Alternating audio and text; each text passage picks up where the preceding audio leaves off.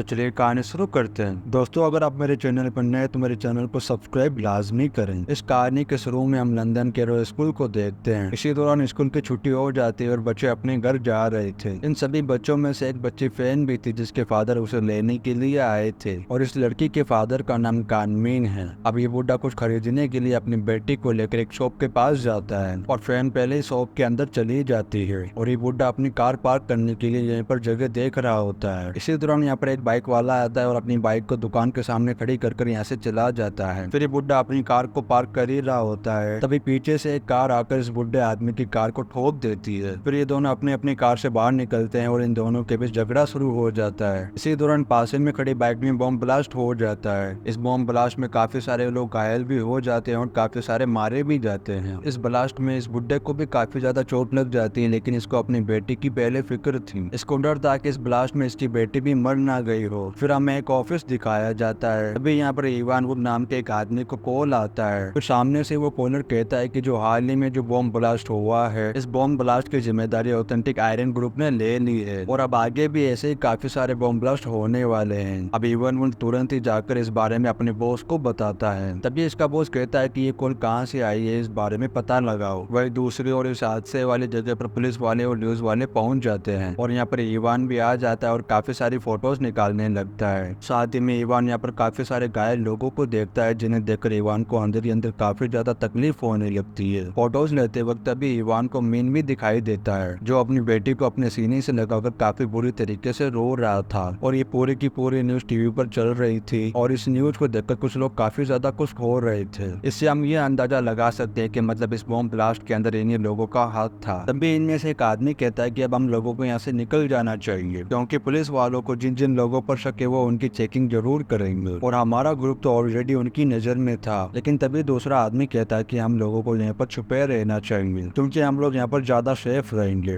अब हमें welfare island के सीन को दिखाया जाता है, जहाँ पर आयरिश डिप्टी मिनिस्टर अपनी असिस्टेंट मैरी के साथ सोया हुआ था। इसी दौरान इसकी वाइफ अमेरिका का कॉल आ जाता है और वो कहती है कि लंदन में हाल ही में एक बॉम्ब ब्लास्ट हुआ है और ये ब्लास्ट आयरिश मेंबर के लोगों ने किया है। फिर आयरिश लियोन इंग्लिश के कैबिनेट मिनिस्टर कैथलीन को कॉल करके इस ब्लास्ट के बारे में बता देता है। तो लियोन कहता है कि अगर तुम्हें इस ब्लास्ट के बारे में पता करना है तो तुम्हें कुछ लोगों को रॉयल पास दिलवाने होंगे, जिसमें मेरा भतीजा भी शामिल होगा। पहले तो कैथरीन उसके लिए काफी ज्यादा मना करती है, क्योंकि वो लोग काफी ज्यादा बुरे थे, क्योंकि उन लोगों ने कई निर्दोषों की जान ले ली थी। लेकिन लियोन किसी तरीके से कैथरीन को मना लेता है। फिर लियोन एक हाई लेवल की मीटिंग रखता है। फिर लियोन यहाँ बैठे लोगों से पूछता है कि कोई बता सकता है कि ये bomb blast authentic iron group ने करवाया है, क्योंकि उन लोगों ने जो जो खाद इस्तेमाल की है वो हमारे बॉम्ब मटेरियल से मैच करती है और मुझे लगता है कि हम सभी के बीच में से कोई ना कोई उन लोगों से जुड़ा हुआ है। तो अब तुम लोग जल्द से जल्द सभी गोडाउन की चेकिंग करना शुरू कर दो कि कौन से गोदाम से बम बनाने के सामान कम हुआ है, वरना हम लोगों ने जो 19 साल मेहनत की है वो एक ही बारी में खत्म हो जाएगी। फिर हमें हैप्पी पीकॉक नाम की शॉप दिखाई जाती है और ये शॉप इस बुढ़े मीन की थी। ये बुढ़ा अपनी बेटी के मरने के बाद काफी ज्यादा परेशान रहने लगता है। फिर ये बुढ़ा अपनी बेटी के रूम में जाकर उसके सारे सामान देखता है और ये सामान इसको इसकी बेटी की याद दिलाने लगते हैं। इसी दौरान इसके घर पे 2 एजेंट आते हैं और इससे पूछताछ करने लगते हैं, लेकिन मिन कहता है कि अब मेरा इस दुनिया में कोई भी नहीं बचा है और अब मैं इस दुनिया में बिल्कुल अकेला हो चुका हूँ। ये सुनकर ऑफिसर को भी अंदर ही अंदर काफी बुरा लगने लगता है। फिर ये ऑफिसर इसे भरोसा दिलाते हुए कहते हैं कि हम बॉम्ब ब्लास्ट करने वाले को जल्द से जल्द पकड़ेंगे और उसे जरूर सजा दिलवाएंगे। अब हम लंदन के टेररिज्म कमांड को देखते हैं और यहाँ पर ये ऑफिसर्स उस बॉम्ब ब्लास्ट के सीसीटीवी फुटेज बार बार देख रहे थे। इसी दौरान इस काली ऑफिसर को कॉल आता है और सामने से इसका असिस्टेंट कहता है कि वो चाइनीज फिर से यहाँ पर आ चुका है। वो चाइनीज कोई और आदमी नहीं बल्कि ये बुढ़ा मीन ही था। फिर ये ऑफिसर मीन से मिलता है और कहता है कि हम उन अपराधियों को जल्द से जल्द पकड़ने की काफी कोशिश कर रहे हैं। इसी दौरान हमें पता चलता है कि जब मीन लंदन में शिफ्ट हुआ था तब भी इसकी वाइफ और 2 बेटियां मरी गई थी और उस वक्त भी इस बुढ़े को पुलिस वालों से कोई अच्छा रिस्पॉन्स नहीं मिला था, लेकिन अभी भी इसको कोई पॉजिटिविटी नहीं नजर आ रही थी। तभी ये खुद ही इसकी इन्वेस्टिगेशन करना शुरू कर देता है। इसी दौरान मीन टीवी पर न्यूज देखने लगता है, जहाँ पर आयरिश का डिप्टी मिनिस्टर लियोन टीवी पर इंटरव्यू दे रहा था और न्यूज देखते ही मीन इसे पहचान लेता है। फिर वेलफेयर जाने के लिए सोचने लगता है। वहीं दूसरी ओर लियोन की सेक्रेटरी उसे बताती है कि लंदन से किसी मीन नाम के आदमी का कॉल आया था और वो आपसे बात करना चाहता है, लेकिन तभी लियोन कहता है कि उसे कह दो कि अभी बात करने का वक्त नहीं है। इसी दौरान लियोन को अननोन नंबर से कॉल आता है और वो कॉल किसी और का नहीं बल्कि मीन का था। फिर मीन इससे पूछने लगता है कि मेरी बेटी को आखिर किसने मारा है। लियोन कहता है कि मुझे इस बारे में कुछ भी नहीं पता है, है, फिर कॉल कट कर देता है। फिर हम मीन को देखते जो अपनी वाइफ और अपनी बेटी की फोटोज जला रहा था और साथ ही में एक न्यूज़पेपर को भी जला देता है, क्योंकि इस न्यूज़पेपर में इसकी वाइफ और इसकी बेटी की खबर छपी हुई थी। अब मीन अपने परिवार का बदला लेने की ठान लेता है। फिर मीन अपने रेस्टोरेंट को अपने एम्प्लॉय के नाम पर कर देता है, जिसका नाम बिल है। फिर मीन यहाँ से जाने लगता है और बिल इसे यहाँ पर रोकने की काफी कोशिशें करने लगती है, लेकिन फिर भी मीन यहाँ से चला जाता है और फिर सीधा नॉर्थ आइलैंड आ जाता है। फिर यहाँ से सीधा डिप्टी मिनिस्टर के ऑफिस आ जाता है और बाहर बैठी हुई असिस्टेंट से डिप्टी मिनिस्टर से मिलने के लिए कहने लगता है। अब किसी तरीके से ये असिस्टेंट इसकी मीटिंग फिक्स करवा देती है। फिर ये सिक्योरिटी गार्ड इसकी चेकिंग करने लगते हैं और चेकिंग करते वक्त इसकी जेब से इन्हें एक चाकू मिलता है। फिर तभी ये जबरदस्ती इसको यहाँ से पकड़कर ले जाने लगते हैं। तभी पीछे से लियोन आ जाता है और वो मीन से बात करने के लिए तैयार हो जाता है। फिर मीन इसे एक आर्टिकल दिखाकर कहता है कि तुम एक पुराने आयरस मेंबर हो, लेकिन लियोन कहता है कि मेरा पिछले 30 सालों से उनसे कोई कांटेक्ट नहीं है। इतना सुनते मीन बिना कुछ बोले यहाँ से निकल जाता है। फिर इसके बाथरूम में चला आता है। फिर एक सोडे की बोतल से बॉम्ब बनाकर यहाँ से चला जाता है। इसके जाते ही पीछे से बाथरूम में बॉम्ब ब्लास्ट हो जाता है। तभी लियोन इस बॉम्ब ब्लास्ट होने की वजह से काफी ज्यादा घबरा जाता है और साथ ही लियोन को ये समझ आ चुका था कि ये काम मीन नहीं किया है। तभी अपने भतीजे को कॉल करके अपने पास बुला लेता है। फिर मीन अपने होटल पहुंचकर बॉम्ब बनाना शुरू कर देता है। तभी पीछे से लियोन के आदमी भी मीन के रेस्टोरेंट में पहुंच जाते हैं और ये लोग मीन को डराकर यहाँ से वापस भेजना चाहते हैं। और जैसे ही मीन को इन लोगों के आने के बारे में पता चलता है तो मीन यहाँ से भागने की काफी कोशिश करता है, लेकिन तब तक ये सारे के सारे लोग ऊपर आ जाते हैं और उसे पकड़ लेते हैं। फिर इन लोगों के बीच में फाइट शुरू हो जाती है, लेकिन किसी तरीके से मीन इनको मार मार कर यहाँ से भागने में कामयाब हो जाता है। जब लियोन को ये बात पता चलती है कि मीन इन लोगों के हाथ से निकल गया तो वो इन पर काफी गुस्सा करने लगता है। इसी दौरान यहाँ पर लियोन की वाइफ मेरिका भी होती है। वो अपनी वाइफ से कहता है कि हमें कुछ दिनों के लिए अपने फार्म हाउस चले जाना चाहिए। तभी यहाँ पर लियोन का भतीजा स्वान आ जाता है। फिर लियोन इसे कहता है कि जो लंदन में बॉम्ब ब्लास्ट हुआ है तुम उसकी इन्वेस्टिगेशन करो और लंदन जाकर रिचर्ड से मिलो, जो कि टेररिस्ट डिपार्टमेंट का कमांडर है, और वो तुम्हारी इस इन्वेस्टिगेशन में पूरी की पूरी हेल्प करेगा। तुरंत ही स्वान वहाँ से निकलकर लंदन आ जाता है। फिर यहाँ पर रिचर्ड से मिलता है, लेकिन रिचर्ड यहाँ पर स्वान को कहता है कि ये काम आयरिश ग्रुप का नहीं है, बल्कि कोई उनका नाम यूज कर रहा है और लोगों के बीच हमला करके काफी तबाही कर रहे हैं। लेकिन रिचर्ड को यहाँ पर इसकी बातों पर ज्यादा भरोसा नहीं हो रहा था। फिर स्वान कहता है कि बॉम्बर के अकॉर्डिंग जल्दी दूसरा बॉम्ब ब्लास्ट होने वाला है, इसीलिए उन लोगों को आइडेंटिफाई करने के लिए मेरे पास में एक प्लान है और इस प्लान में डिप्टी मिनिस्टर भी हमारी मदद करेंगे, क्योंकि वो भी इस ग्रुप का खात्मा करना चाहते हैं। वह दूसरी ओर लियोन को अपनी ओर खतरा महसूस हो रहा था, तो तभी लियोन अपने फार्म हाउस पर चला आता है, लेकिन मीन को इस बारे में पहले ही पता चल जाता है और वो अपनी वैन लेकर यहाँ पर पहुंच जाता है और इसके फार्म हाउस पर नजर रखने लगता है और अपने बनाए हुए बॉम्ब को उसके गोदाम में फिट कर देता है। फिर आकर वापस छुप जाता है। फिर तभी मीन इस बॉम्ब को ब्लास्ट कर देता है। बॉम्ब ब्लास्ट होते ही यहाँ पर सभी लोग काफी ज्यादा डर जाते हैं और इसी तरीके से धीरे धीरे लियोन के अंदर मीन का खौफ बैठ चुका था। अब लियोन की वाइफ भी इसको काफी पसंद नहीं किया करती थी, क्योंकि इसका चक्कर किसी और के साथ चल रहा था। तो इसकी वाइफ इससे कहती है कि मैं अब यहाँ से लंदन जा रही हूँ, क्योंकि मैं यहाँ पर अपने आप को अनसेफ फील कर रही हूँ। फिर इसकी वाइफ यहाँ से चली जाती है। वहीं दूसरी ओर शोरूम में जिन्होंने बॉम्ब ब्लास्ट किया था, ये लोग फिर से एक बॉम्ब बना रहे थे।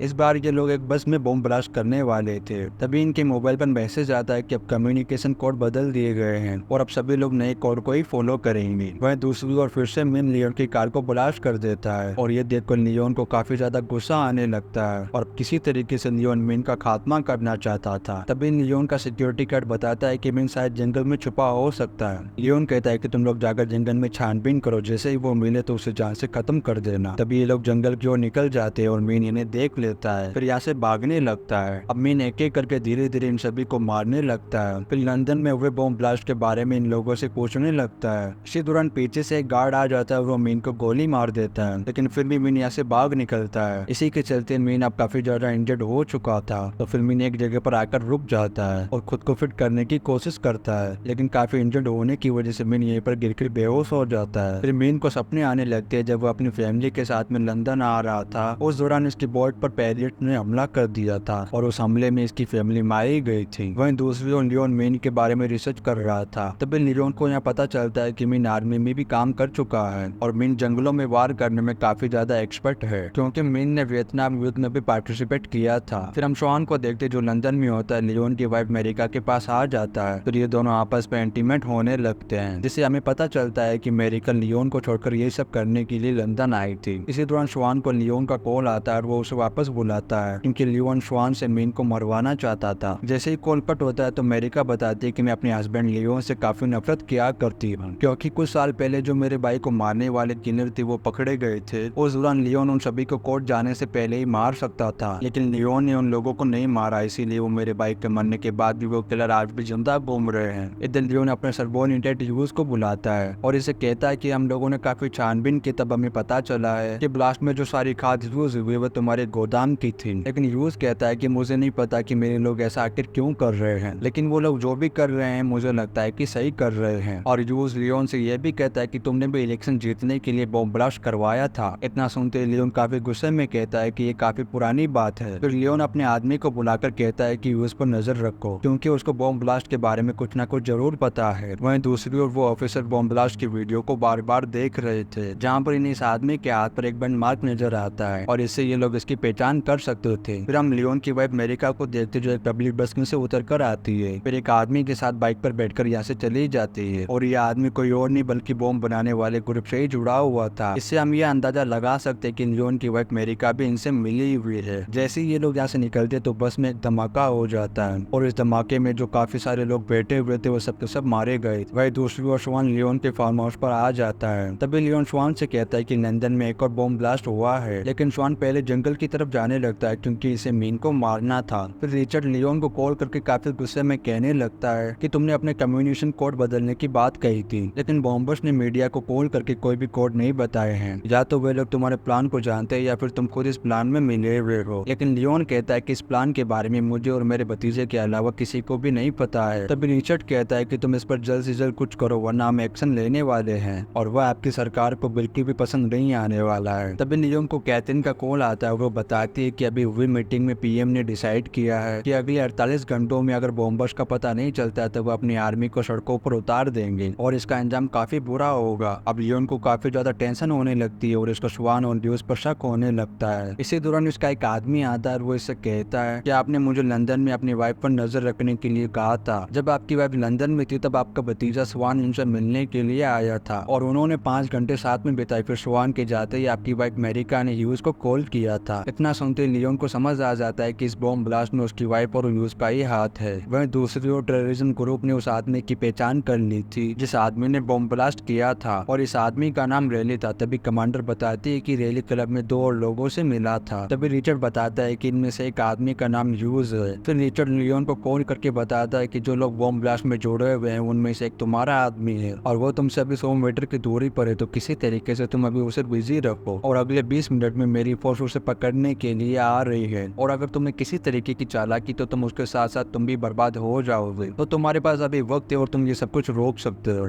अगर तुम खुद जाकर ह्यूज से बात करो और बॉम्बर्स का पता और नाम बता दो। अब लियोन काफी गुस्से में ह्यूज के पास जाता है और ह्यूज के ऊपर गन पॉइंट करके कहता है कि मैं सिर्फ शांति चाहता था, लेकिन तुमने मेरे पीठ पीछे एक खूनी खेल खेला और अब हम जंग से ज्यादा दूर नहीं हैं और तुम्हारी वजह से ना जाने कितने लोग मारे गए और ना जाने आप कितने लोग मारे जाने वाले हैं। लेकिन ह्यूज फिर भी इसे कुछ भी नहीं बता रहा था। तभी लियोन को काफी ज्यादा गुस्सा आ जाता है और वो इसके पैर में गोली मार देता है। तो फिर ह्यूज एक पेपर पर उन सभी बॉम्बर्स का नाम और एड्रेस लिखकर दे देता है। इस पेपर को देखकर लियोन काफी ज्यादा शौक में चला गया क्योंकि इस पेपर में इसकी वाइफ मेरिका का भी नाम था। तभी ह्यूज कहता है कि तुम्हारी वाइफ शुरू से ही उनके लिए काम किया करती है और शुरू से ही तुम्हारा इस्तेमाल कर रही थी ताकि अगर हम लोग फंसे तो तुम भी साथ में फंस जाओ और इन सभी बॉम्ब ब्लास्ट में तुम्हारी वाइफ भी शामिल है और देखा जाए तो वही इस खेल की मास्टरमाइंड है और तुम्हारी वाइफ तुमसे काफी ज्यादा नफरत क्या करती है क्योंकि तुमने उसके भाई की मौत का बदला नहीं लिया था। इतना सुनते लियोन ह्यूज को गोली मार देता है। अब लियोन रिचर्ड को कॉल करके बॉम्बर की सारी डिटेल बता देता है। फिर लंदन में हम न्यूज रिपोर्टर इवान वुड को देखते हैं जो यहाँ पर बैठा हुआ ड्रिंक कर रहा था। इसी दौरान यहाँ पर एक लेडी आकर इससे मिलती है और इसे अपने जाल में फंसाने लगती है और ये लेडी और कोई नहीं बल्कि मेरिका थी। अब वुड इसके साथ जाने के लिए तैयार हो जाता है। अभी दोनों घर पर जाकर काफी ज्यादा एंजॉय करते हैं और इंटीमेट हो जाते हैं। लेकिन जब इवान नहाने के लिए जाता है तभी पीछे से मेरिका उसके लैपटॉप में बॉम्ब फिक्स कर देती है जो कि इसकी बैटरी वाली जगह पर लगाया हुआ था। वहीं दूसरी ओर जब स्वान मीन को ढूंढ रहा था तभी लियोन का उसके पास कॉल आता है। लियोन इसे कहता है कि बॉम्बर का पता चल चुका है और मैं उनकी सारी की सारी डिटेल तुम्हें सेंड कर रहा हूँ। फिर स्वान भी मीन को ढूंढते हुए उसके रहने वाली जगह पर पहुंच गया था, लेकिन मीन यहाँ पर नहीं था। तभी पीछे से आकर मीन स्वान पर हमला कर देता है। अब इन दोनों के बीच में काफी खतरनाक फाइट होती है और इस फाइट में मीन स्वान को मार मार कर अधमरा कर देता है और फिर इसके बाद इसको बंदी बना लेता है। तभी स्वान इसे रैली का नाम बता देता है और इसे अपना मोबाइल देकर कहता है कि बाकी लोगों की डिटेल इस मोबाइल में है। इतना सुनते मीन स्वान को आजाद कर देता है। फिर स्वान लियोन के पास वापस चला आता है। तभी लियोन स्वान से कहता है कि लास्ट बॉम्ब अटैक में बॉम्बर्स ने कोई कोड यूज नहीं किया, तो मतलब उन लोगों को हमारे प्लान के बारे में पहले से ही पता था, लेकिन उस कोड के बारे में तो हम दोनों के अलावा किसी को नहीं पता था। तो अब तुम बताओ तुमने कोड के बारे में और किसको बताया था। तभी स्वान को अमेरिका से की हुई लास्ट बात याद आती है। तो स्वान कहता है कि मैंने इस बारे में अमेरिका को बताया था। लियोन कहता है कि तुम्हारी आंटी इन सभी बॉम्ब ब्लास्ट की मास्टरमाइंड है और उसने तुम्हारा भी केवल यूज ही किया है। इतना सुनते स्वान लंदन जाकर अमेरिका को मार देता है और लियोन ने ही अमेरिका को मरवाया था। वह दूसरी ओर रिचर्ड को जैसे ही बॉम्बर्स की लोकेशन पता चलती तो वो अपनी आर्मी को भेज देता है। फिर रिचर्ड के स्नाइपर अपनी अपनी पोजीशन ले लेते हैं। बस ये सभी स्नाइपर एक इशारे का इंतजार कर रहे थे ताकि ये सभी इन बॉम्बर्स को मार डाले। इतने में मिन भी लंदन लौट आया क्योंकि इसे भी इन सभी बॉम्बर्स का नाम और लोकेशन पता चल चुकी थी। तो मिन इस बिल्डिंग में प्लम्बर बनकर जाता है। फिर बॉम्बर्स के रूम में जाकर रैली को ढूंढ लेता है और अपनी गन निकालकर इन सभी पर अंधाधुंध गोलियों की बारिश कर देता है। इन लोगों के बीच काफी खतरनाक तरीके से फायरिंग चलती रहती है और इस फायरिंग में मिन इनके कई लोगों को मार डालता है। काफी देर तक फायरिंग चलने के बाद मिन रैली का गला घोटकर इसे भी मार डालता है। वहीं दूसरी ओर गोलियों की आवाज सुनकर आर्मी वाले भी आ गए थे, लेकिन तब तक मिन यहाँ से निकल जाता है और आर्मी वाले मैगी को पकड़ लेते हैं। मैगी कहती है कि अब तक काफी देर हो चुकी है, हमारा बम एक प्लेन में है जो कि अभी यूरोप जा रहा है और वो बम इवान के लैपटॉप में फिट कर दिया गया है। तभी आर्मी वाले ये बात एयरपोर्ट मैनेजमेंट को बता देते हैं। फिर यहाँ की सिक्योरिटी इवान तक पहुंच जाती है और इसके लैपटॉप को लेकर यहाँ से जल्दी भाग निकलते हैं, लेकिन इन लोगों के पास में वक्त काफी ज्यादा कम था, तो इसीलिए ये लोग इस लैपटॉप को एक खाली जगह पर फेंक देते हैं। तभी यहाँ पर काफी बड़ा ब्लास्ट हो जाता है और खास बात तो ये रही कि इस ब्लास्ट में ज्यादा किसी को चोट नहीं आती है। फिर रिचर्ड का आदमी उसे रिपोर्ट करते हुए उसे बताता है कि मैंने मैगी को काफी ज्यादा इंट्रोगेट किया, लेकिन इस लड़के के अकॉर्डिंग यहाँ पर एक चाइनीज मैन आया था और उसी ने यहाँ पर इन सभी बॉम्बर्स को मार डाला और उस आदमी की उम्र तकरीबन 60 से 70 साल के बीच थी। तभी रिचर्ड को लगने लगता है कि जरूर ये काम मिन नहीं किया होगा। अब ये लोग मैगी को मारकर यहाँ से चले जाते हैं। वहीं दूसरी ओर कैथरीन लियोन से कहती है कि मैगी तुम्हारे काफी ज्यादा करीब थी, इसीलिए मुझे लगता है कि तुम भी किसी न किसी तरीके से इस बॉम्ब ब्लास्ट में शामिल हो। अगर तुम जिंदा रहना चाहते हो तो तुम वैसा ही करो जैसा हम चाहते हैं। लियोन को यह अंदाजा हो जाता है कि वह दिन ब दिन एक मोहरा बनता जा रहा है। फिर एक आखिरी बार मिन लियोन से मिलने के लिए आता है और मिन लियोन की वाइफ की फोटो दिखाकर कहता है कि तुम्हारी वाइफ भी इस बॉम्ब ब्लास्ट का हिस्सा थी और मुझे लगता है कि तुम भी इस प्लान में कहीं ना कहीं शामिल थे। फिर लियोन को जान की धमकी देते हुए इस पोस्ट को सोशल मीडिया पर अपलोड करवा देता है, लेकिन इन सब में लियोन का हाथ बिल्कुल भी नहीं था। फिर मिन दोबारा अपने शो पर लौट आता है, जिसे देखकर लेब काफी ज्यादा खुश हो जाती है और ये सारे के सारे नजारे हिडन कैमरा से रिचर्ड के आदमी देख रहे थे। फिर ये लोग रिचर्ड से परमिशन लेने के लिए पूछते कि क्या हम इनको मार दे, क्योंकि ये इंसान काफी ज्यादा खतरनाक है। तभी रिचर्ड कहता है कि उसको मारने की कोई जरूरत नहीं है। एक्चुअल में रिचर्ड मिन की काफी ज्यादा इज्जत किया करता था, क्योंकि मिन ने अपनी बेटी का बदला लेने के लिए अकेले इतने सारे खतरनाक लोगों को मार डाला और इसी के साथ ही कहानी यहीं पर खत्म हो जाती है। आप लोगों को ये वीडियो कैसा लगा आप कमेंट करके लाजमी बताएं और आप लोग चैनल पर नए तो चैनल को सब्सक्राइब लाजमी करें। आप वीडियो को like and comment share and subscribe लाजमी करें। मिलते हैं नेक्स्ट वीडियो में।